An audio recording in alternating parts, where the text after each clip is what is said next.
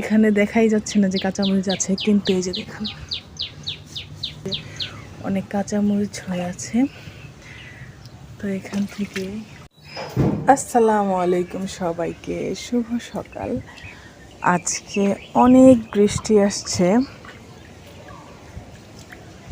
তো এই যে আমাদের ছাদের অবস্থা, সাথে আজকে কিছু খিচুড়ি রান্না করেছি। তো কাঁচামরিচ শেষ, তো ভাবলাম ছাদে অনেক কাঁচামরিচ হয়ে আছে, তো এখান থেকে কিছু কাঁচামরিচ তুলে নিয়ে যাই আর আপনাদের সাথেও শেয়ার করি আমার কাঁচামরিচের বাগানটা। মাশাআল্লাহ বলতে ভুলবেন না কেউ, কি পরিমাণ মাশাআল্লাহ কাঁচামরিচ ধরে আছে। তো সবগুলো আমার লাগবে না, যে কয়টা লাগবে আর কি আমি এখন তুলে ফেলবো।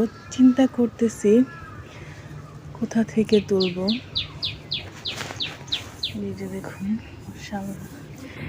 এখানে দেখাই যাচ্ছে না যে কাঁচামরিচ আছে, কিন্তু এই যে দেখুন